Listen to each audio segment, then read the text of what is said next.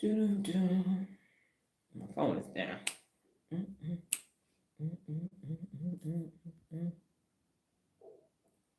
I just drank my Ensure. You will hear my stomach growling while we're breathing, but it is just my surgery and my process.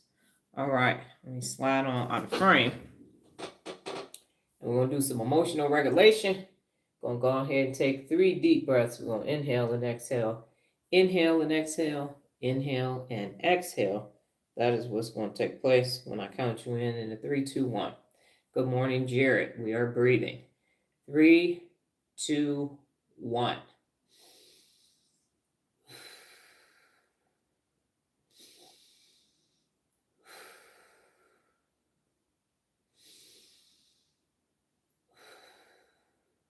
All right, I am coming back in frame. If my rollerblades on my computer chair will allow me to do that. Okay, good morning, ladies and gentlemen. It is me, the amazing Dr. Donna Thomas-Rodgers, daughter of Leslie Donnell Thomas, granddaughter of Arthur Jethro Evelyn II, and great-granddaughter of Levi Thomas. Welcome to your morning mental workout. Yes, today we are talking about persevering during times of adversity. It is the number 50th of 74th principles of real leadership. And persevere of times of adversity, I could be the poster child for persevering during times of adversity. There is not 1 year of my 52 years of being here where adverse times have not come across my path since I was a baby. Even in my first year of being here, as I mentioned, my father pushed my mama down the steps when she was 7 months pregnant with me, and my oldest sibling tried to take me out when I was 6 months old. So I came here. As James Brown said, I was born dead. So people been trying to come for me from the beginning of the time, since inception. So it is time for us to discuss persevere during times of adversity. I have a question for you. Oh no, yes, I tell you. People been trying to make sure I wasn't here for a long time, but I'm still here. Here you go. I'm still here. Silly from the color purple. Okay. So I have a question for you this amazing Saturday morning. Hello, Quita. Welcome. Quita just came over from TikTok. My question to you today is this. Have you ever had an adverse time in your life? Have you ever come against adversity? Have you ever found yourself saying, oh shit, well, what is that? What the hell? What the heliante? What the heliberry? What's going on here? Have you ever in your life experienced any adversity? Go ahead and raise your hand. Say yes. Say, that is me, Dr. Donna. You are preaching to the choir. Yes, I have. I definitely have. Have you? Yes or no? And we're going to talk about, of course, we are going to talk about the best. This wig this morning has hair on. I've been pulling strings out of it all morning long. So if y'all see me pulling a string, it's because it's bothering my face. Okay, I'm having an adverse time right now. Okay, so here is the best method to applying persevering during times of adversity. Number 1, you got to stabilize your mindset. Good morning, Haywood. How you doing? Who's that lady? Beautiful lady. Okay, anyway. Stabilize your mindset. That's number 1. So you're going to pause, you're going to breathe, you're going to ground yourself, you're going to calm your nervous system so your prefrontal cortex, where all of your decision making takes place, all your good decision making takes place, it stays online. It is fine. And you're going to replace, why me? Why me? Oh my God, why me? To, what's the next best step I can take? Good morning. What's the next best step I can take? Came from TikTok. Good morning, CJ. Good morning, Lola. So you are going to come up against some adversity and you're going to pause. And I call it the 10 significant seconds of silence. You are not going to let Amy and Lala pop off. You are going to stop, drop. No, you're not. You're going to stop and you're going to breathe. And you're going to go 1,000. 2 1,000. And you're going to take some deep cleansing breaths for 10 whole seconds. That 1,000 is the to make sure that you are using an actual second. And by then, what's going to happen is the cortisol ain't going to be released. It's going to calm you down. You're not going to have brain fog. And instead of saying, wow, wow, wow, wow, wow, wow, wow, you're going to say, what's the best way that I can handle this new growth opportunity that's being presented to me? Oh, this is Shit Show Palooza. I'm going to learn something, because first you get the lesson and then you get the blessing. So that's step one. Stabilize your mindset. Stabilize it. If Lala and Amy pop off, you are going to cut off access to your amazing inhibition control located in the prefrontal cortex and the executive function. And Lala's ass, which is the left amygdala, is going to say some shit that ain't going to be good. And Amy in the right amygdala is going to do something. And then both of them going to have you doing and saying stuff. And then you going to regret it. And they're going to be saying, why you do that? Damn, that's fucked up. You really messed up. Nah, man, how much trouble you in now? And they talk you right on into it, and they're going to make you feel bad about it. So that's why you have that 10 significant seconds of silence, because they're going to put you in a situation that then the cortisol is going to go away, and the prefrontal cortex is going to be like, what did you do now while we were experiencing all that cortisol for? Oh. Why did you say that? Why did you do that? Whoo, okay. All right. So don't do it. 10 significant seconds of silence. Something happens, you're like, oh, this is adversity. I got to count and I got to breathe. So I can notify the people who will actually get me out of this situation in my prefrontal cortex, the executive function. Number 2, you're going to break this challenge into small wins. So you're going to focus on what you can control. Number 1, you're going to focus on what you can control. That's right. That's how people end up in jail. That is correct, Quita. And they say, I don't know what came over me. I do. I know what came over you. Yep. Cortisol. I had a cortisol moment. Sequoia Sage, welcome. Hello. So you're going to break it down into small wins. Focus on what you can control. Focus on what you can control. You can doom scroll all day long. You are not an elected official. So it don't matter. Yes, you can do some stuff with your dollars and everything else, but I have gotten people elected and they sitting in Congress right now. But you can't control that. That's why I talk to the individual everyday person. That's why I'm so relatable. You know what I'm saying? Because I'm talking to you and you can resonate with me because I can resonate with you. So you can control where you is. You can't control where you ain't. Okay, I can't control Jared is in Cincinnati right now. I'm in Las Vegas. I ain't got control over the weather in Cincinnati. I ain't got control over nothing. But I do have control of what's happening here with me in Las Vegas. And I can tell you all how to control what's happening where you are. And then you can do something about it. So control the controllables. That's the concept that I learned at Frito-Lay. If you can't control it, then you can't concern yourself with it. So then you're going to set micro goals that move you forward, even if progress feels slow.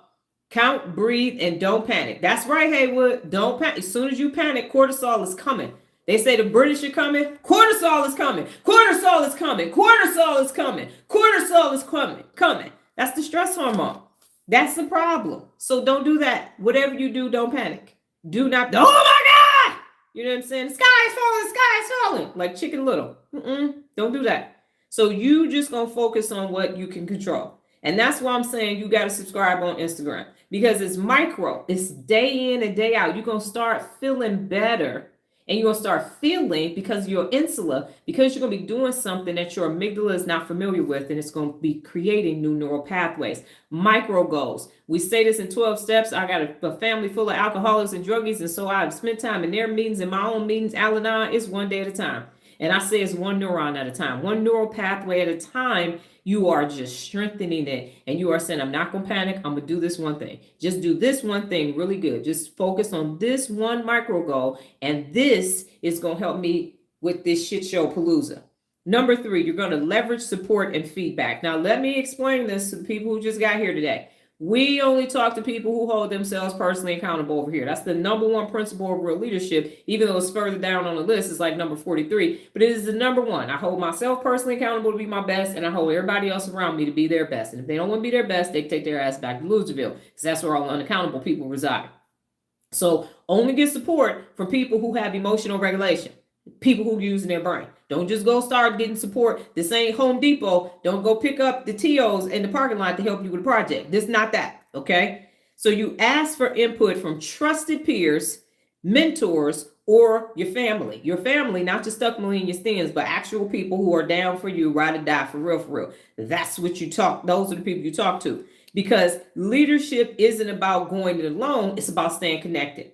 It's about staying connected, and it's personal accountability, Quita, because that's different. So let me explain this to you, because we had this as a brain bit. So accountability is an external stimuli. Accountability is 65 miles an hour for speed limit. This is put your kids in school from K through 12 in America, because that's the law. This is make sure that you got homeowners insurance on your house. Go to your appointments. If you do something, you break the law, you're going to jail. It's the accountability. Pay your taxes. So that's an external stimuli that if you don't do it, there's going to be consequences for it. So that's why people who think they're accountable are personally accountable.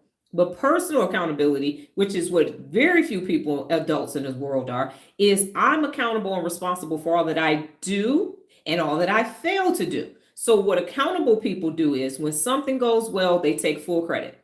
And when something goes left, they blame everybody but themselves. So they have this, they got finger pointing. So they say, boom, boom, boom, boom, boom, it's their fault. But if you bend the wrist, this hurts. This is ergonomically unsound, but this is personal accountability. And when you do something wrong, there is a principle of real leadership for that, and it's called apologize when you are wrong. So if you are wrong, you apologize. That's being personally accountable. That's what that is. So that is the difference. Accountability came from somebody else. Personal accountability is internal.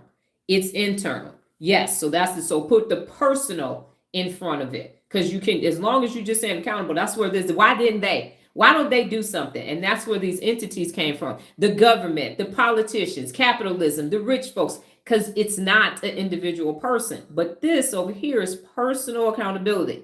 That's what you have. This is the only thing you can control. You can't even control your children. No, all you can do is control you. And if you have dysregulation, Amy and Lala are going to make it so you can't even control yourself. That's why you have to regulate the emotions. And so personal accountability is what we specialize over here. And it's also the only way that you can access your 86 billion neurons and become your best as well. So you leverage feedback from people who are actually working on their brain too, which is the purpose of building the communities on Instagram and TikTok, so you can have a safe space to go to with like-minded people where you ain't physically got to go meet and they just happen to be there. Yes, thank you, Quita. All right, number 4, you're going to reframe adversity as training. So we do a lot of reframing over here, and I am a person who likes Steve Jobs, and they call it the reality distortion. There's no way with the life that I've had that I could be where I am of sound mind if I didn't distort my reality. And it's not a figment of my imagination. I'm like, no, everything is nice, berries and cherries. No, it's when I see a pile of shit, I'm like, oh, okay, there's my blessing in there. Somewhere in that stinky ass pile of shit is a lesson and a blessing. So let me go ahead and dive in and see what it is. So you're going to reframe adversity as training. So you see hard times as strengthening your mental muscles. Anybody that goes to the gym, you just doing a whole total body workout. Right now, you working out everything. This ain't a specialty. It's a whole doggone thing. And so there are 5.9 billion adults in the world. Now, I could look at this and say, fuck, I ain't doing this. These is fucking 12 billion amygdalas. I'm not doing this. Or I can say growth and opportunity. It's nothing but opportunity over here. Ain't nobody, I don't have no competition. Ain't nobody like, yeah, let me go ahead and work with these doggone crazy ass amygdala adults in these toxic environments and get them to emotional regulation and then get them to be bad mofos like me. The block is empty for me. It's nothing but it's wide open. Ain't nobody pushing me. She taking my amygdala, people. Nope. Not happening at all. So I'm not taking anything from anybody. I'm not, I got to get to the top. I'm not stepping on anybody. Don't nobody want to do this shit. Don't nobody, yeah. So you're going to be teaching people how to, the amygdala, hijack the amygdala? No, you good. Ain't nobody got time for that shit. Not at all. Just tell them to take a supplement. That's coming from the live this morning. Just tell them to take some B12. They'll be all right. Okay. So you're going to reframe the activity as training. See hard times as strengthening your mental muscles, because the brain is a muscle and it needs to be exercised daily. And each obstacle builds resilience and prepares you for greater leadership responsibility. That's what it does. And so I'm going to use myself personally. I started out in the Army a couple of days ago. We looked at my Army photos, and I was a PFC in the Army Reserves. Then I went to ROTC. Then I became a second lieutenant, a first lieutenant, a captain. Then I spent almost 10 years at Frito-Lay, left. And now I've been doing my own thing since 2013, having worked with my sister for 3 years, and everything built upon everything else. So I have 12,000 YouTube videos. All me, nobody else, no mukbangs. I'm not talking shit about nobody else. I ain't using music and doing no TikTok dances. And people can do that, but that's not me. It's 12,000 original Dr. Donna ideas. And how did I get there? First of all, I'm in my 11th year reading a book a week and putting that book review on YouTube. But when I first started out, I'm about to be 10 years in on posting on Instagram every day since December 16, 2015. God willing, I make my 10-year mark on Instagram. I got 16,000 Instagram posts. All me, well, not all me, but 276 of those posts are what I call OPC. That's other people's content, because I'm coming from food and beverage in the military. I didn't have a smartphone. I had a BlackBerry. I couldn't graphically design or nothing. So I had 2 interns, had getting shit off the internet and everything else. And then I started making my own content. And so I've been building upon that. And I have a graphic that I was just using the Snapchat clock and an Instagram vignette. And I show that to people because now I made all these graphics. Let me slide out the way. Me and ChatGPT made all those. I edited my own videos and everything else, but I had to build upon that. So the adverse thing was I had information in my head and it couldn't get out. And I was asking people to do it. And I was like, y'all can't do this. Fuck this. I'm going to get this done myself. So my adversity was my inability to be able to use Adobe, iMovie, Final Cut Pro, and all of that, and graphically design and Canva and all these other things. And I started using apps. I started using Snapchat lenses, which they have the best lenses. And I would just create, my phone was old, so I can only create 6-second videos, 8-second videos like Vines. And that's where those Snapchat, if you go on the Snapchat list, there's a playlist of all those videos. And then I started thinking of Mr. Rogers' Neighborhood, where Mr. Rogers' Neighborhood addressed so many different things through puppets and through this imaginary world. And that's how you learned when you were in elementary school. So why not use that same concept now? So sometimes I'm on a video, sometimes it's a graphic, sometimes it's me looking like an ice cream cone or something else, because I was working my way up. This is adversity. I don't know how to do this. I want to get this message out, and I want to get it out in a way that people will understand it. And so it took time, but it worked out because now there are shorts, and now you can make short content. Right. So when I was making short content, it wasn't a thing. And now it is, but it wasn't in 2015, 2016. Well, no, everybody wanted long format, not 16:9 videos. And now it's switched because everybody didn't have smartphones. But that was an adverse time for me because people were saying, oh, well, can you come speak? And I was like, I don't fucking feel like speaking no more. I was a speaker. I'm done with that shit. Well, you need a book. I'm like, what does everybody have that they use every day that they can see me on? And I said, it's the internet. It's social media. So I started with all my credentials doing Snapchat when it wasn't cool for somebody with a doctorate, strategic advisor for the urban chamber and all that. She on Snapchat. Why she on Snapchat? Don't they just throw up rainbow balloons and rainbow emojis, using the lens to throw up rainbows and all? That's stupid. And then I have Jiffy. So my Jiffy page is at 18 billion. I got 4,500 Jiffies. You probably use one, or somebody on the gaming system uses it. You didn't know it was mine. So I started doing these things in times of adversity because I'm like, it's too many people speaking. It's too many people strategically advising businesses and all. I was like, the block is hot. Never hustle on a crowded block. That comes from Dame Dash. I'm like, this ain't working. And so I'm like, what do I do? How do I do this? And now 12,000 YouTube videos later, 16,000 posts later on Instagram, 12 years later, here I am talking about the brain. And so you have to reframe the situation, because I could just be like, I'm just get a corporate job because this shit is just crowded as hell and everybody, and it's hard. I mean, you used to Google me and Aaron Rodgers' name used to pop up, especially on Twitter. Now on X, now if you put my name in, all my GIFs is going to come up. So I was barely Googleable. Wasn't the shit, you can Google me. Y'all can get a second device and go Google me now. But that wasn't happening 12 years ago. So it was like, and Google was still on page 1 and you just have to scroll the other way. It wasn't continuous. I wasn't even my whole name. Some other Donna Thomas-Rodgers was popping up. People with last name Rodgers, people with first name Donna. And so it was adverse. And I had to take it and build it one post at a time, one video at a time. And now I'm so good. ChatGPT goes and grabs my stuff and sends it to me. And now we can create this lesson and stuff, because that's how much stuff I have on the internet. Scrolling through these live streams tells me society is losing its mind. These people are all losers. Bring back mental asylums. Smokey Dad, I'm not sure that I agree with that statement. If you're going to stay, you could go gather some note-taking materials, and you could participate in the topic that I'm saying, and you might be responding to something else that I said. So I'm going to give you a little bit of grace on that. Number 5, keep vision in sight.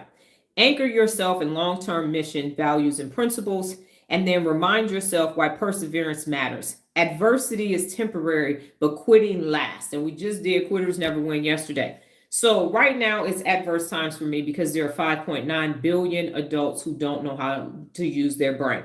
They don't know how to use it. And so that one could look at that as adversity. And as I mentioned earlier, I'm saying that's a lot of opportunity because I'm in my self-actualization phase of my life. I have done not billions, but millions of things that I wanted to do. And so now I am working on my personal legend, and that comes from the book, The Alchemist. And so my personal legend is to plant trees for which shade I will never sit. 5.9 billion adults not learning how to use their brain, don't know how to use their brain, is a legacy project. That's what it is. You leave a legacy for your children and for the world. People think it's money, but no. And you die twice. The first time when your physical body is no longer here, and the second time when the last person that knows you doesn't mention your name anymore. So there are still people who are alive and thriving. Their spirit is here because we are still mentioning them. So that is what I am working on. And so I'm okay with the long-termness of this. My family usually lives it be anywhere from 80 to 95. So I got some time here, God willing, a higher power in the universe. And I need to have a reason to wake up. And this is a Hugh Normic reason. And Ted Turner's dad told him, son, make sure that when you set your goals for your life, that you set them for 2 lifetimes, because you don't know, you're going to get to them faster than you think. And then the next week he unalived himself. And he was only 42, not Ted Turner, but Ted Turner's dad. So this is big enough for me. This is big enough for me. And I'm like, yeah, this is going to take a lifetime. It's going to take 2-3 lifetimes with 5.9 billion people, and their attention span is 7 seconds.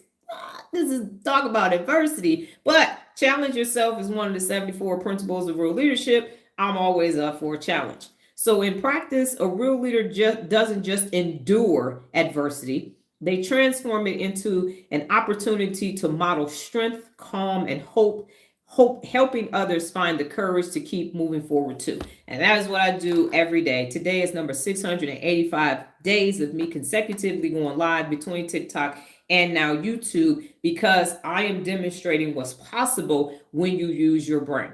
When you use all 86 billion neurons, you too can be a bad motherfucker. I don't want to be the only. I want to, not in this regard. I want some company. I want some peers, which is the purpose of building out the communities on Instagram and TikTok, so you can have a space where you can work your shit out without judgment, without the public looking at it, without family stuck in and stands saying that shit ain't gonna work. Dumbass over there trying to read a book. We don't read books. No.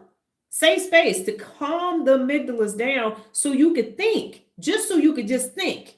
Just think clearly. No cortisol. I'm just thinking. I'm in my default mode network and I'm thinking. So I'm challenging people. And today, inside of the subscriptions for the real leaders, you all have a basal ganglia challenge. Because if you don't even know about the brain and you don't even know what it does, how are you going to start using it? And I've used this example before. Imagine having a brand new Rolls Royce Phantom sitting outside and someone gives it to you.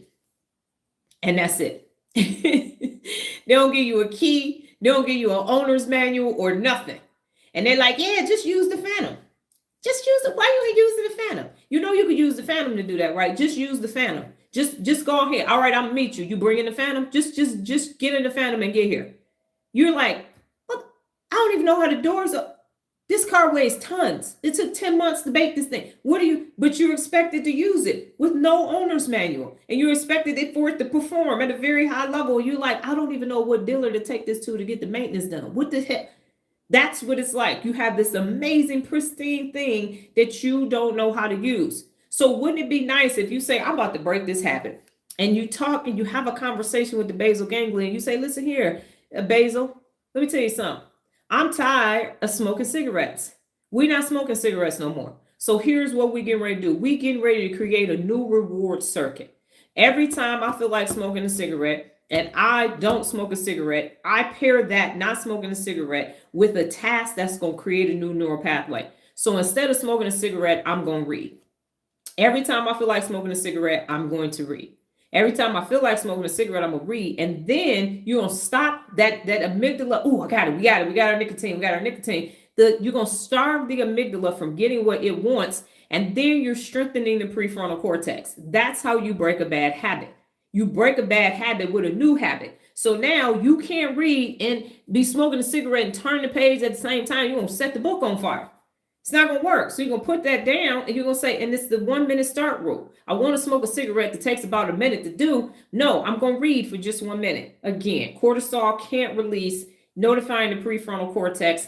I'm going to just read. And reading is fundamental, is one of the 74 principles of real leadership. You need to read 15 minutes of nonfiction a day to strengthen your working memory. Your working memory is what you're using right now to watch me. You use your working memory dozens, if not hundreds of times a day, every hour on the hour while you're awake. And if you find yourself saying, dang, back in the day, I used to be able to think of everything. I can't think of shit now. It's because your working memory is unemployed. It's retired and gone, retired and tired.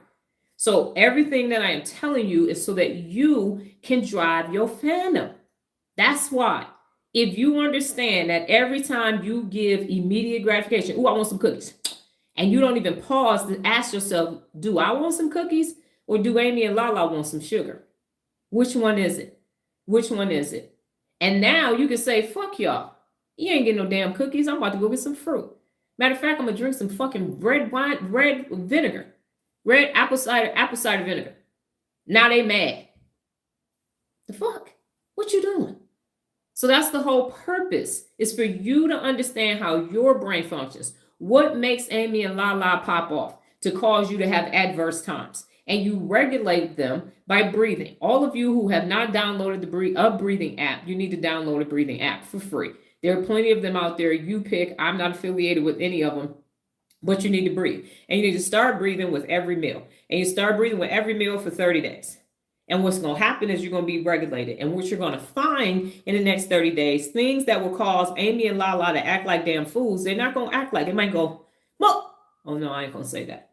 Because you have to strengthen your prefrontal cortex. That is the CEO. The executive function is the CEO of the brain. And it's responsible for leading you and guiding you in adverse times. What questions do you have about how to persevere during times of adversity? How do you apply this? Because now we don't have a perseverance quiz. So ask away. And over here, if you have a question, you do ... because unlike on TikTok, I can't see you until you actually type something in the comments. So you're going to do ... which is an ellipse. You could do a brain emoji. You could do a thinking emoji, something to let me know. And if you have no questions, then you simply say NQ, and I know that you have no questions. Good morning, Stephanie.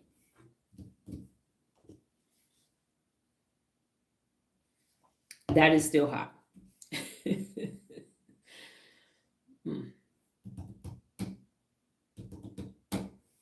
So again, if you are thinking, ellipse, brain, or no questions. Thinking emoji or no questions. Yes, you do need paper for this quiz. You're just going to be writing down your answers. You don't have to write down the questions. Good morning, Regina, because I'm going to I'm going to give you the questions, and then you're going to pick from the answers. So I'm going to read the question, read the answers twice, and read the question again, and you're just going to write the letter down. That's it. Because I'm going to tell you, this in this case is right or wrong answer. So you're not doing an assessment. It's actually if you got the question right or wrong. Does that? And let me know if that makes sense to you, Nola. So I'm going to read the question, say A, B, C, and you'll write down A or B or C. And then I'm going to come back and say the answer to number 1 was, because there is actually a correct answer. Listening, no questions. Okay. We good? Everybody else? All right. So take the quiz, visitors, new inquiring minds. Take the quiz. So here we are. The perseverance quiz is only 5 questions. Question number 1. When you face adversity, what's the first thing a real leader should do? When you face adversity, what's the first thing that a real leader should do? A, take a deep breath and reset your mindset. B, avoid the problem and hope it disappears. Or C, panic and react emotionally. You don't have to put the answer in the chat. You could just write it on the paper.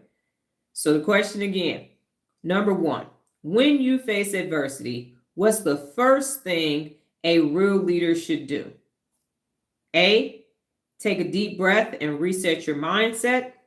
B, avoid the problem and hope it disappears. Or C, panic and react emotionally. So you just write your answers down, Jared. No worries. I know the quizzes are hard. I'm working through that. Number 2, perseverance is built by. Perseverance is built by A, breaking challenges into small, doable steps. B, pretending adversity doesn't exist. Or C, waiting until things get easier. Question 2 again. Perseverance is best built by A, breaking challenges into small, doable steps. B, pretending adversity doesn't exist. And C, waiting until things get easier. Question number 3. Who should you connect with during hard times? 3, who should you connect with during hard times? A, no one, go it alone. B, people who complain as much as you do. And C, mentors, family and friends, or trusted voices. Question number 3 again. Who should you connect with during hard times? Who should you connect with during hard times? A, no one, go it alone. B, people who complain as much as you do. Or C, mentors, family and friends, or trusted voices. Question number 4. Adversity is A, temporary and an opportunity to grow stronger. B, proof you should give up. C, permanent and impossible to overcome. Question number 4. Adversity is A, temporary and an opportunity to grow stronger. B, proof you should give up. And C, permanent and impossible to overcome. Final question for today. A real leader perseveres because they A, focus on long-term missions and visions. B, just want to look tough. Or C, want to avoid responsibility. Question number 5 again. A real leader perseveres because they A, focus on their long-term mission and vision. B, just want to look tough. Or C, want to avoid responsibility. Now, before I reveal the answers, does anyone need me to repeat any questions? There are right and wrong answers to today's quiz. Previous quizzes were given to you to assess yourself. So you don't have to write your answers down. I mean, you don't have to tell me the answers, Lola. I'm getting ready to give you the correct answers. But thank you for that. Anyone else? Ow, that hurt my ear. How the hell? Okay. Now my earring is good. All right, so are we good? Does anyone need me to repeat any questions before I reveal the correct answers to you?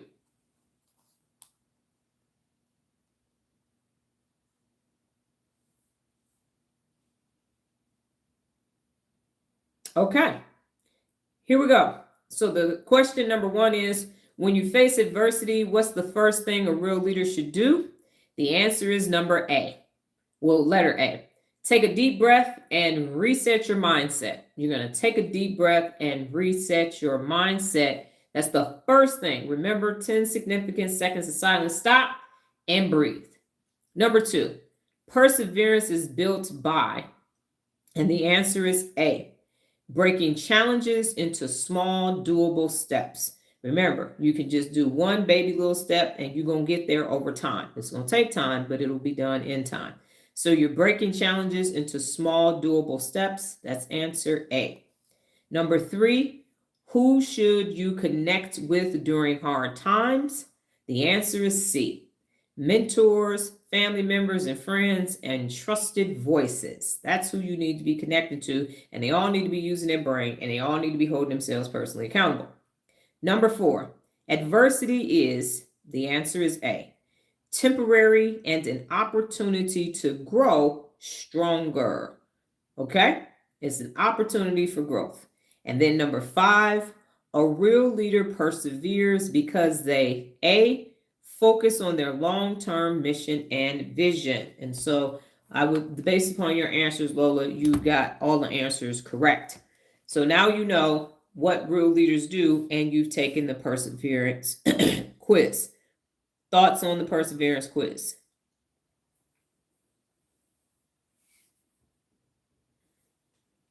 Congratulations, Nola. You're persevering. And I know, Lola, based upon your answers, I believe you got 100% as well. Jared, how'd you do? Regina, I don't know if you were able to do it. How did the new visitors do? Because y'all was talking tonight. Are y'all still there? Are y'all quitting? Y'all still there? What's up? Haywood, where y'all at? Stephanie?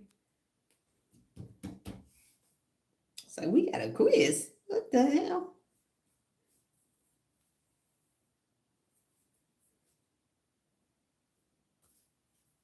Do I need to go on there and I can't see? No, yeah, okay. CJ Johnson. 100 for me, 100. Okay, great. Jared, congratulations. So you all know how to persevere during times of adversity. So that's awesome. All right. So the top brain region that you use to persevere, I know, right? That is what's up. Gang, gang. Hashtag real leader swag. Brain gang in the house. Okay. So the prefrontal cortex is the number one top region that you use when you are persevering during times of adversity. The prefrontal cortex is the brain's control center for perseverance. So if you can't persevere, okay, I can, got it. I'll show you what to do, Lola, so you can find it next time. All right, have a brain-tastic day. So the prefrontal cortex is where you persevere at. So if you have a dysregulated emotion center, you're not going to be able to persevere because Amy and Lala are going to be like, yeah, we're not doing this. Forget it. It's too hard. Just stop. Just stay here. Just take it. It's fine. It's fine. Just eat something. Just drink something. Just play the game. Just scroll on TikTok because that's who's running it. But the prefrontal cortex says, we got this. We ain't new to this. We true to this. So it helps you regulate your emotions, focus on long-term goals, and make decisions under stress. Why can you make decisions under stress in the prefrontal cortex? Because you do not have cortisol. There is no stress hormone there, so you can just see everything logically. Be objective is one of the 74 principles of real leadership. So you just look at the facts, make a strategy, know that it's only you versus you, which you can control one day at a time, day in and day out, and you get that thing done. So without the prefrontal cortex, adversity feels overwhelming.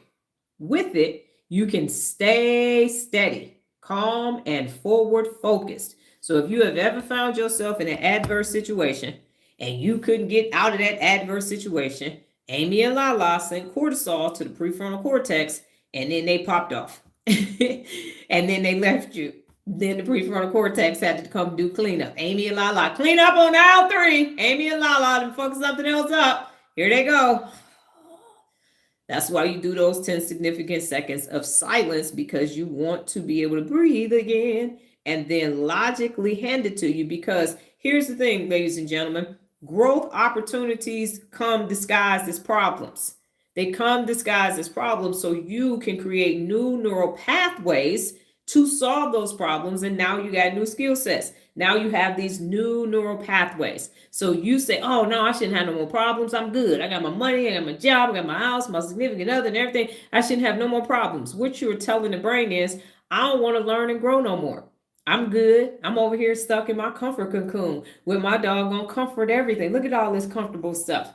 But that's not what's boding well for the working memory. You need those problems so that the working memory can solve those problems, and the working memory in the prefrontal cortex can stay strong. That's what the adversity is for. And when you stay in your prefrontal cortex, you go, oh, it's time for me to grow. It's time for me to change. It's time for me to prune. It's time for me to create a new habit in my basal ganglia. I understand. I don't really like the way it feels because it's discomfort, but in the end, I'm going to create a new reward loop. I'm going to get natural dopamine, natural serotonin, and this is going to be amazing. And then I'm going to be even stronger after I persevere through this than I was before this thing showed up. Quita, you said Amy and Lala are trouble. They are. They are trouble. Is that the soft light, no adversity? Yes, that is. Because Amy and Lala seek comfort. They want safety. They're there to warn you of false threats. It's called a false positive. They will tell you everything is a problem. They tell people on TikTok and on YouTube, she a problem, keep going. She trying. People have accused me of starting a cult. You building a cult over there. Cults ask you to sell all your shit, give me all your money, worship me, and do everything I'm saying, and you owe me everything. Bring me your offspring. I want your firstborn. I said a cult about 4 or 5 times. I'm like, I'm teaching you how to use your brain. I'm like, I ain't even told y'all to meet me nowhere. Cults have to be where everybody is. They got to physically be present. So yeah, Amy and Lala are saying, don't listen to her. Don't do that because they want comfort, because they want immediate gratification. And so change, if you're persevering during times of adversity, Amy and Lala, for you, Quita, don't get their carbs. Because you over here working out, you over here grilling, you over here reading a book, you're exercising. So you can't give them their carbs at 3 o'clock every day because that's the time you go to the gym. That's the time you handle other things. That's the time you read. And so they're mad. And so then they're going to create a problem. They're 2 toddlers, fraternal twins, Amy and Lala, who want to give to them now. Just think of toddlers. I want now, mommy, I want now, mommy, cookie, mommy, I want cookie, mommy, I want juice, mommy, juice. And they bite a little bit off of it and throw it on the floor. Because what they want is for you to stop growing and change it. They just want to get your attention enough to release some cortisol so you can't persevere during times of adversity. So you can't learn, you can't grow, you can't experience cognitive overload and then get the new skill that you actually need. So that is their job when they're dysregulated. Now, when the prefrontal cortex is strong, which is what we're doing on Instagram and TikTok, then Amy and Lala just do their job. They just alert you, hey, I think that might be a problem. And then the insulin and the ACC say, what is it? I think that's a saber-tooth tiger over there. All right, let me go alert the prefrontal cortex. Hey, Amy and Lala think they see a problem over there. And then you look and you go, oh no, that's just a figment of their imagination. Everybody go back to doing what they're supposed to do. Oh, it is. Oh, it's our growth opportunity. Come on in, growth opportunity. What is the opportunity? Okay, here's how we're going to handle it. So that's what emotional regulation looks like. But dysregulation, cortisol. And you're going to feel it. The insula is there to tell you about rapid heart rate, temperature, body temperature. I'm perimenopausal, so I can feel these damn hot flashes when they come. All of that is happening. And so when you have dysregulated emotions, the hippocampus is weak, the insula is weak, the anterior cingulate is weak, cortex is weak, because the cortisol has to get through all of them to get to the prefrontal cortex. That's why. I wouldn't say emotional intelligence, because here's why I wouldn't say that, Quita. Nobody knows what the Amy and Lala is addicted to. So the emotional intelligence is going to say, be intelligent. This is what you have to do. And that works until Amy and Lala don't get what they need. And then all that shit is thrown out the window. So that's why you have to, as Jim Rohn says, stand guard at the door of your mind, because they want what they want. And until you actually do the real work to see what it is, to starve them and never give it to them, you could be doing great 6 months, a year, and then something happens and Amy and Lala say, danger, and they release that cortisol so you can't think straight, so they can get what they need. So that's what I went on a 39-day Amy and Lala, no screen time, no music, no nothing, to find out what it takes to regulate them and starve them from what they want. And when I realized that it was the gospel music and me looking at crime shows, and I stopped, they start acting like fucking fools. And then the shit hit the fan. So all these things, I mean, it just kept coming and coming and coming and coming. Things, I don't like bugs. And we had to have an appointment where the house had just got sprayed with bed bugs. I don't like noise. And my neighbors getting all their damn trees in their yard cut out. And the thing is, just all kind of shit. Everything was taking place because the amygdalas want immediate gratification.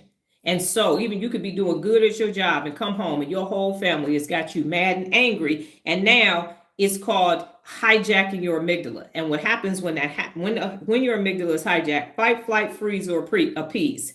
That's what you're looking for. And you're looking for a fight. Come, I wish I ain't got time for it today. Air an opportunity. Emotional intelligence is out of the way. That's why you need that 10 significant seconds of silence, because you're trying to stop the cortisol before it goes and clouds your judgment and cuts off access to your inhibition control, which is located in the prefrontal cortex. So that's what's actually taking place. So before we get into the brain bit, because we have new students here today, potentially you'll stay. Here is what happens. Inside the temporal lobe, right here, I know it's backwards because I can't mirror it on here. This is where the hippocampus, this is limbic system is inside of here. Hippocampus, hypothalamus, thalamus, and amygdala, some other stuff, but these are the major things. So your hippocampus is where your long-term memory resides. Anything you're trying to recall is happening in the hippocampus. And so it's there, right there with the amygdala. And when you have emotional regulation and you get ready to go challenge yourself, you're learning as an adult, and you can be 18 or over. 25 is when you get your prefrontal cortex. What you have is the dentate gyrus. That is where your learning happens. That's where your new neurons are created.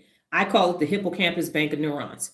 Every day you wake up, you need to go to the hippocampus bank of neurons and make a withdrawal from the dentate gyrus. That's why you got 86 billion neurons. You say, hey, today I got to go do 2 lives. I got to work with my daughter. I got to do some other shit. I need to read. I'm going to need about 100,000 neurons to create my day. If I worked at McDonald's, it's like them handing you your drawer. Thank you.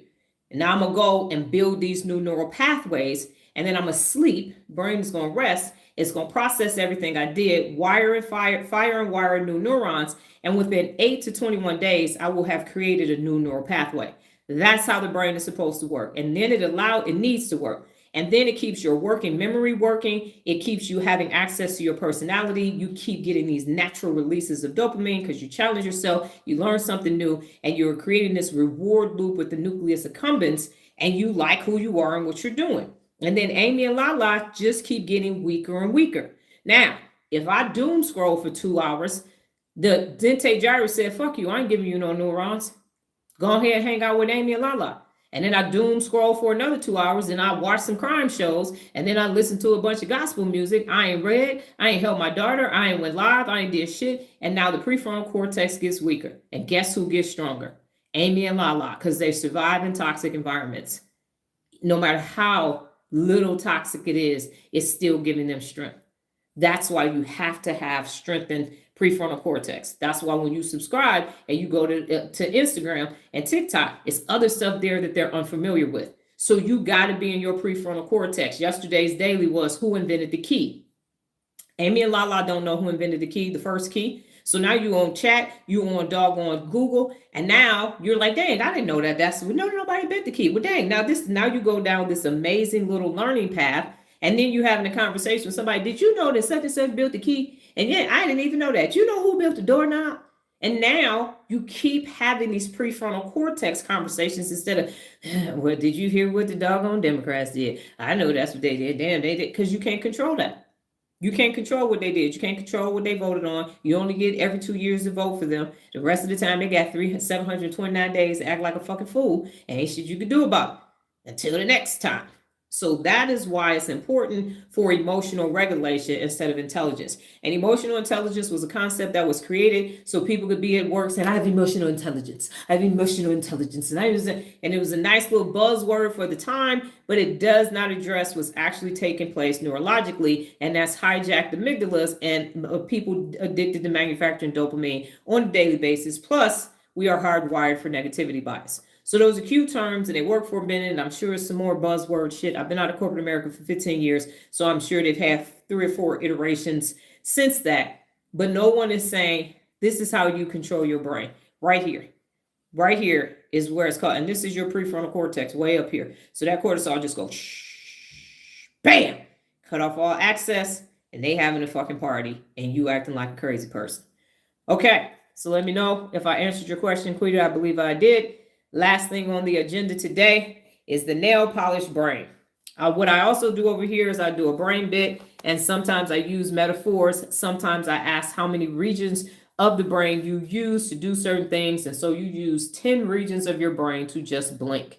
That's 7 regions of your brain to wash the dishes, or my pleasure, or 5 regions of the brain to wash dishes, because you're not thinking about your brain. My objective is for you to start thinking about your brain in order for your brain to change. Because when you start thinking about it, now that you know a habit, now you're like, dang, I got to go to the hippocampus. I'm about to change. Because the reason why you can persevere during adversity and all of you got 100% is because what you did was you went in the hippocampus and talked to the dentate gyrus teller there at the hippocampus bank of neurons. And you said, I'm going to need some neurons to do this. And she said, no problem. Here you go. And that's why you were able to create the neural pathway to get through that problem. And now you have that skill set. So you were doing these things. You just didn't know that you were doing them. And now you can do them on purpose. That's the whole point. So your brain as nail polish. Think of your brain like nail polish. The color choice equals your mindset. So the color choice, and that's just pink because the real leaders wear pink, as your mindset.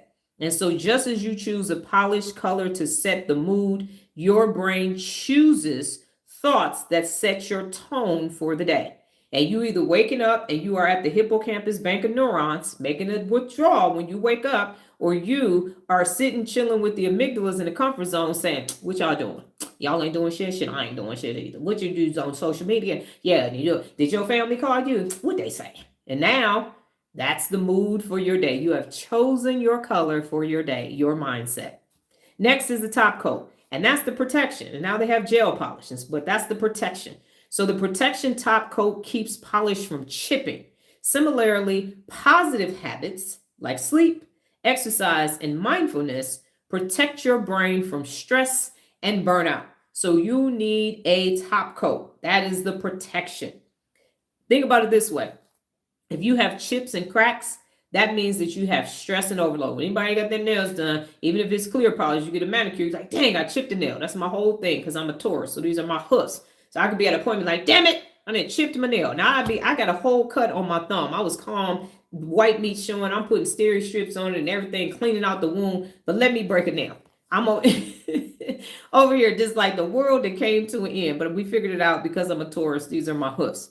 So anyway, now you have chips and cracks. And so if you're polished chips, it shows wear and tear. When your brain experiences too much stress without recovery, cracks show in your focus, your memory, and your patience. So you mean that if I have a chipped nail, then I need to go get my nails repolished, right? I got to sometimes take it off and put it back on. That's the same thing that's happening to your brain. So because of stress without recovery, that means you got a chip and a crack. Now your focus is off, your memory is off, and you become impatient. And finally, a fresh coat, as I mentioned, that's the renewal process for your brain. So reapplying polish refreshes the look. You can tell when people get their nails done. Giving your brain downtime and new learning opportunities refreshes creativity and resilience. So when you are sleeping, when you are eating properly, when you are exercising properly, and when you are challenging yourself, your working memory loves a challenge, you are getting a fresh coat of polish. So the takeaway is this. Just like nail polish, your brain needs care. I'm going to say that again. Your brain needs care. And let me make that a highlight. Protection and renewal to shine its best. So you need to care for it, you need to protect it, and you need to renew it if you want it to shine and be at its best. All right. 3 questions for you today, and then we're going to get out of here. What did you learn today? What did you learn about yourself? And what brain conversation did you have yesterday? Now, for the people who just showed up today, every day you need to have a conversation with somebody about their brain, even if you're talking to your own brain in your default mode network, because part of the process is that people don't understand their brain. They're not talking about their brain. You can't see or touch the brain. So how are we going to change if we're not even having brain conversations? There was a time when we weren't recycling, and now we recycle everything, and nobody's thinking about, well, when was the first time we started recycling? We used to throw the shit in the trash. The trash person came and threw it in the back of the truck. It left, snuck up some landfill somewhere, and we never paid attention to it. And so that is one of my objectives as well, is for people to start having brain conversations, and not pregnancy brain, not perimenopausal brain, but the functionality of the brain. How does the brain function? And there was a time when we weren't fit. And I know people don't, they're like, when? People didn't used to exercise. It was the people that trained Arnold Schwarzenegger and them. People were not doing fitness. They did not have gym clothes on and exercise. That was about in the 50s, the 40s, and the 50s. No gym memberships or none of that. Now you can't think of a world where it didn't exist. And I would like for people to be in a world where they can't think of a time when they weren't talking about their brain.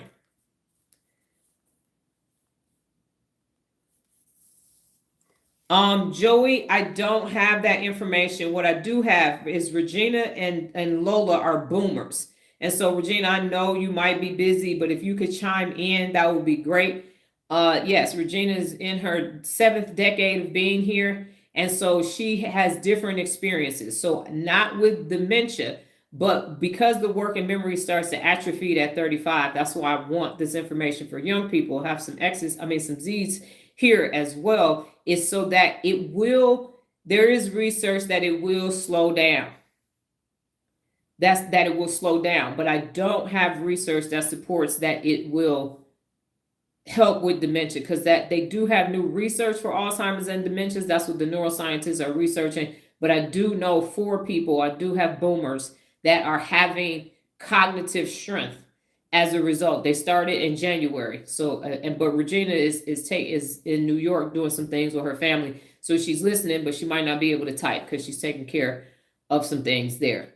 But so if you come back tomorrow, Joey, Lola should be here and she will be able to answer. I can say that Lola was not tech savvy in January. She couldn't do anything. And now she is killing the game. So for people with dementia already, I don't have research for that. But for people who are past the age of 60, they are experiencing new cognitive, they are experiencing new neurons, new neural pathways, because the brain is plastic. So what's happening, Joey, is because of the 86 billion neurons, you just have to challenge yourself. And it's in the dentate gyrus right here. And that's where you get the new neurons to fire and wire to create those new neural pathways. So because of that, at one point, the research said that the brain was fixed and that you couldn't have any more new neural pathways, and they were going back and forth.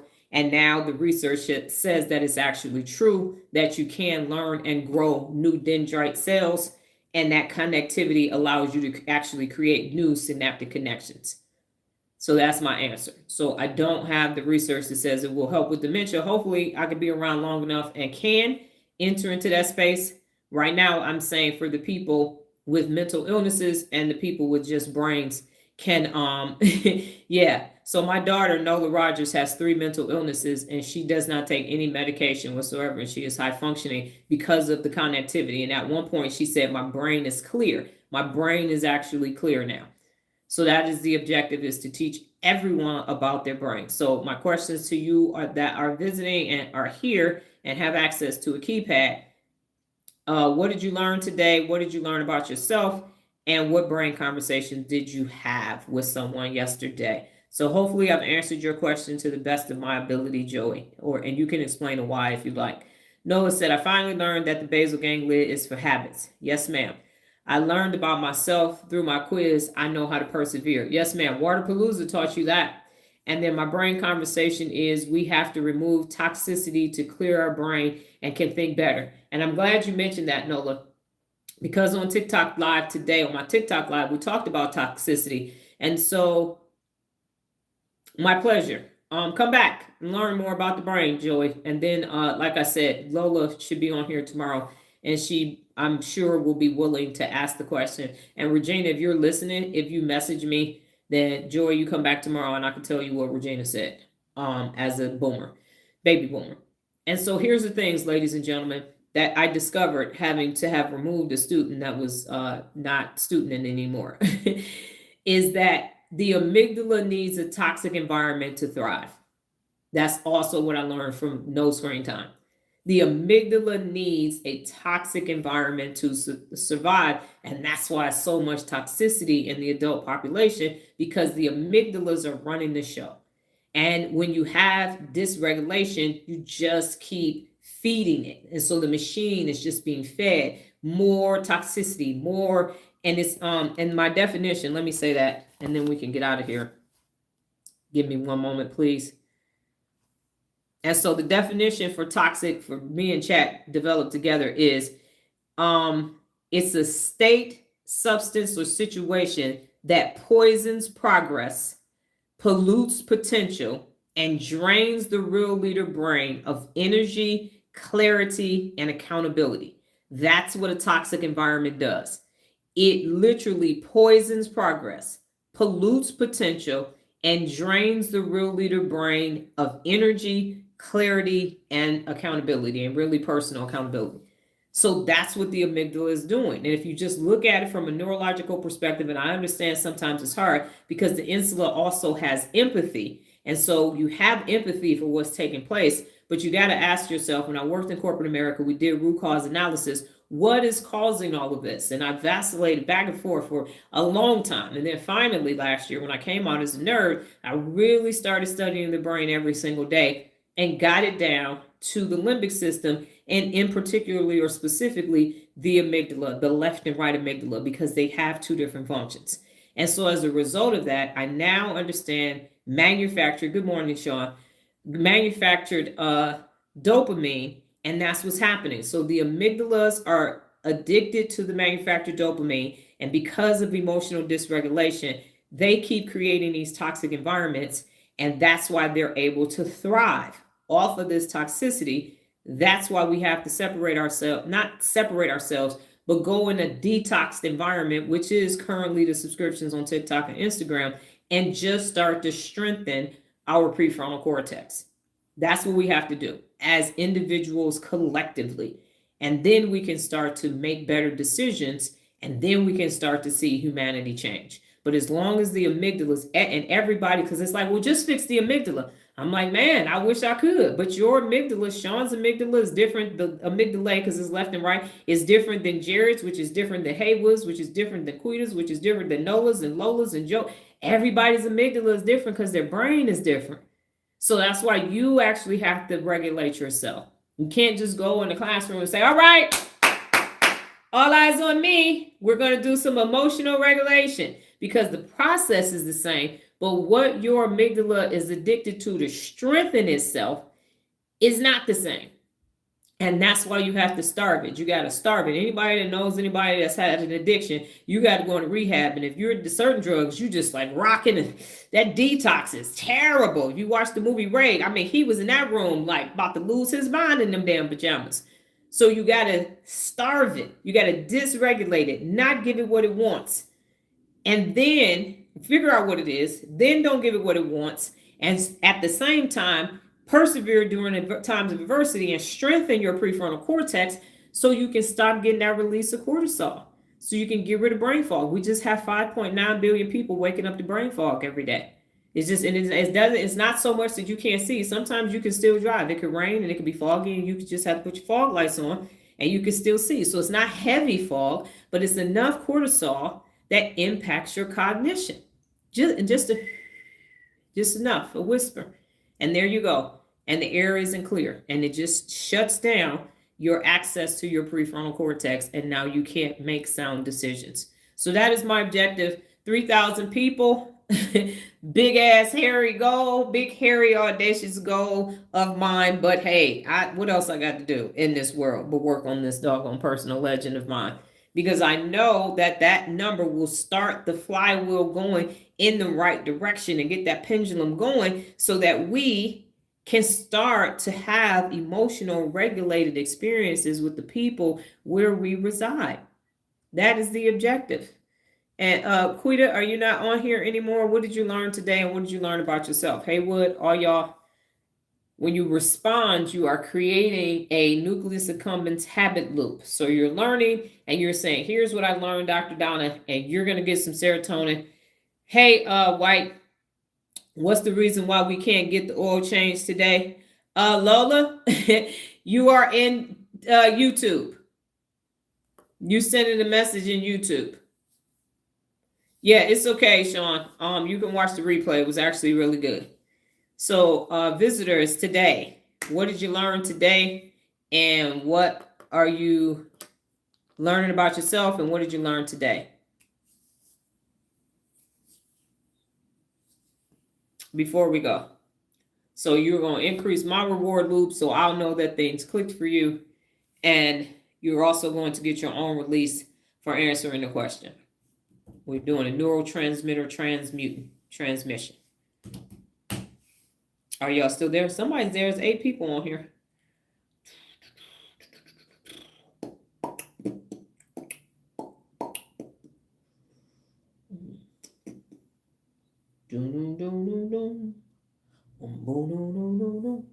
No?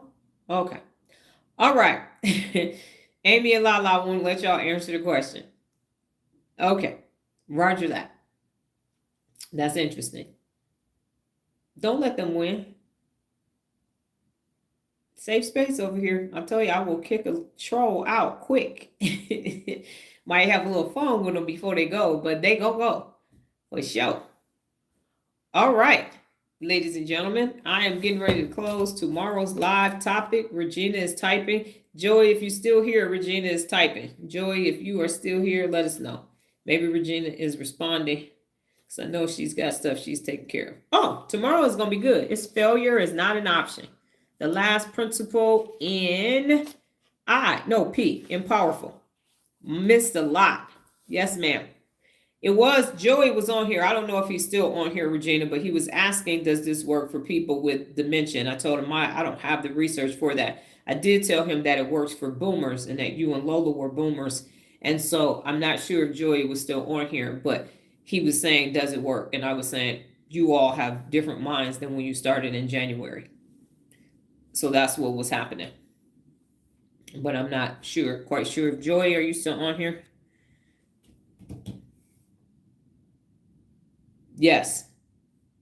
Yeah, I agree, Sean. It was definitely, and we took a quiz, Sean. We took a Persevere During Adversity quiz, and the answers were revealed. So if nothing else, you will take the quiz.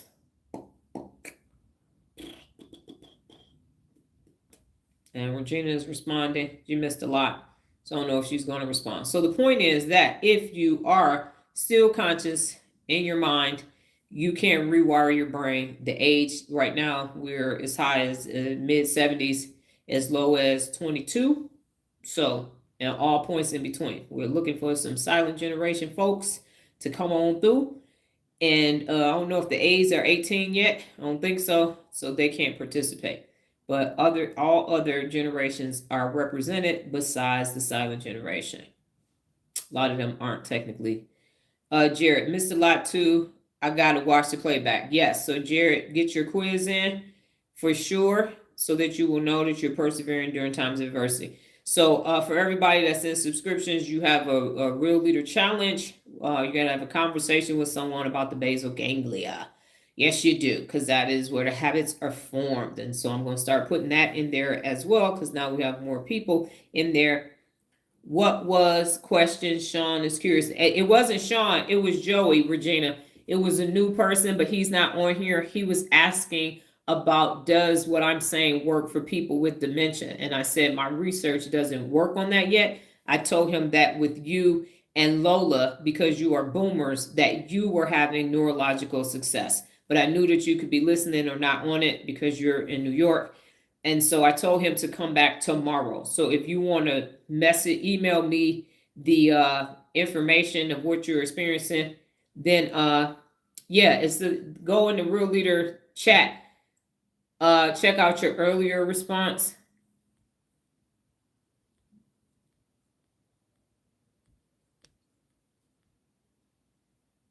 You had listening, no question. I didn't see an earlier response, Regina. It didn't come through. So yeah, but if you just email me, then it didn't come through.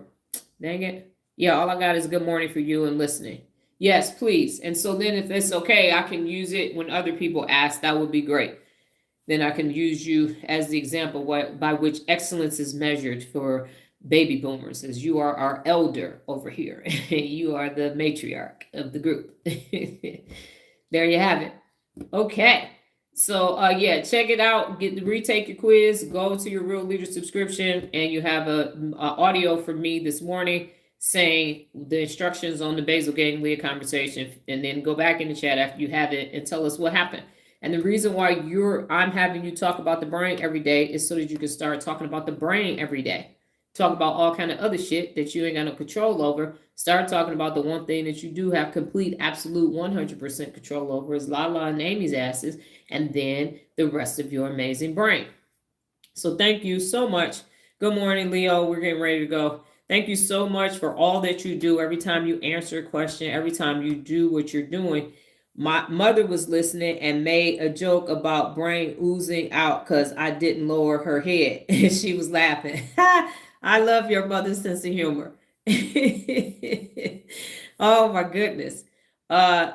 Leo said, hey Regina, do you know Leo? So yeah, so that part. I'm glad your mother was listening. Tell her I said good morning. Yeah, it's still morning for y'all. All right.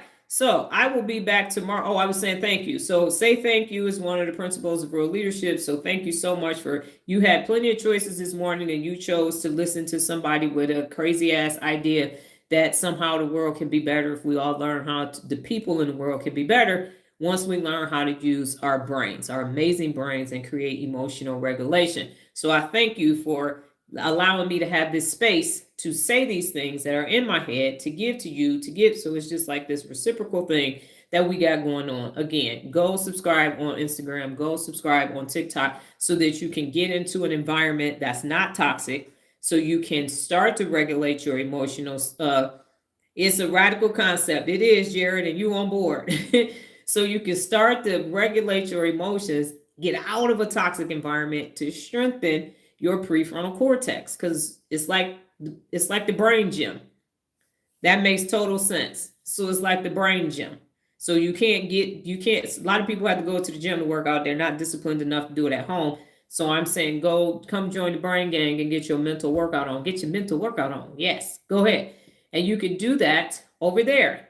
I get rid of all kind of trolls. Ain't no trolls over there. They're not coming.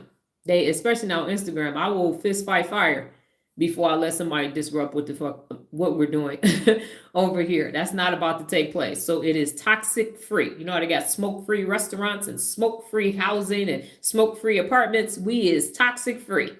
And if somebody decides they're going to try to ooze a little bit of toxicity, they will exit stage left. Like I said, that's why my prices are so low, because I ain't going to be making a decision like, damn, they paying me 10 stacks. Nope, here go your $10. Here go your $30. Here go your $40 and hit the road, Jack. Don't come back, because you here for the wrong reasons. Definitely here for the wrong reasons. There is no pitching over there. There's no business ideas. What you do over there, you are there for you. That's what they told me in Al-Anon. You are here for you. So you are over there to create emotional regulation for your Amy and Lala and to strengthen your prefrontal cortex. It is brain gang over there. All the rest of that, you can go do somewhere else. Okay? All right. So again, thank you very much. God willing, higher power in the universe. We appear to have a light day today in Nola's business. She had us doing a closet yesterday, y'all. That's where that closet video came from. That badass hardware, a third of the box. That stuff is like $40 a box. And doggone, a third of the box. Put it in the wall, it ain't opening up. Put it in the wall, it's falling. I'm like, I'm so sick of these damn manufacturing defects. Like, how you gonna put something that's supposed to be in a wall, and it don't work in the wall? That don't even make no damn sense. It's insane. And it's all kind of hardware. It don't matter what it is. You're gonna get 2 to 5 to 10 that's defective in every damn box. Like, and because it's contractors, men don't complain about that stuff. They just throw it away and get another one. I'm like, y'all, that's money. Hell no, this shit's supposed to work. A lot of it. None of it is supposed to be defective. Anyway, that's for another day. Manufacturing defects. I worked in quality in manufacturing before, and it's not being checked before it gets to the warehouse. It's supposed to stop at the line if it's made wrong. And plus, because I lived in a motor city, everybody works at the plant. So anyway, that's why the other reason why people need to learn how to use their prefrontal cortex so the quality can improve. The quality of life, the quality of food, the quality of everything that we do. God willing, higher power in the universe. I will be back tomorrow, same time, same place, safe space, different brain t-shirt. I'm live every day on TikTok at 4 a.m., every day on YouTube at 5:30 a.m. Pacific Standard Time. And Nola and I are live every Friday at 5 o'clock p.m. Pacific Standard Time. You all go off, subscribe, answer the question, go have the conversation for the basal ganglia. Come back in the chat. We can have a brain-tastic day. See y'all tomorrow.